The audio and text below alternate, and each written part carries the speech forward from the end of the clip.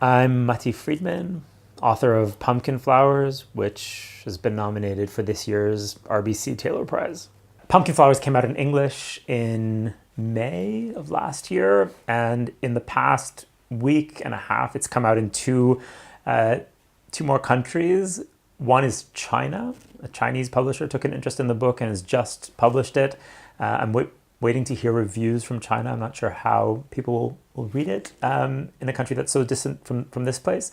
The other country that just published Pumpkinflowers this week is Israel. The book was translated into Hebrew. I was involved in the translation, and it's being read for the first time by people who were with me at the Pumpkin. And for me, that has a great emotional significance, of course. And in many ways, I wrote the book so that the guys who were with me at the Pumpkin would be able to read it, and they'd see some kind of reflection of their experience, which has kind of been forgotten since that little war ended almost 17 years ago.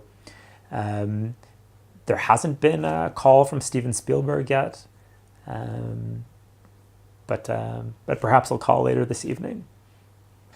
As far as I can tell, the book is being read by all kinds of different people of different ages. I've had responses from Vietnam veterans, and I've had responses from people who are more or less my age, so late 30s, early 40s, kids who grew up in the 90s, and who recognize the music that I mentioned in the book, who kind of remember the soundtrack of those years, the Cranberries, U2, things like that. And I've also had responses from people who are younger, who missed the 90s and had no idea that this little war in Lebanon happened. So it's hard to say that any one specific age group is taking a particular interest in the book. As far as I can tell, it's anywhere from 15 to 80. I wrote this book about a very specific experience that I had on one hill in one corner of the Middle East that no one had ever heard of, or few people had ever heard of. And I wasn't sure when I was writing it, or when we published it, that anyone would be interested in it. I wasn't sure that I'd managed to explain why you should care about this hill called the Pumpkin if you weren't there.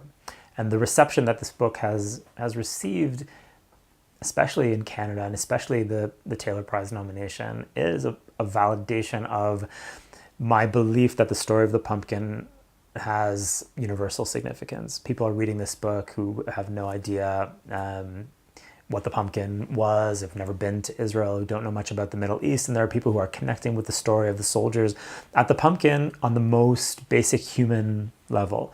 And that's exactly what I was trying to do. And to have recognition like the Taylor Prize nomination is a great indication for me that I've managed to connect with people. For me, there's an added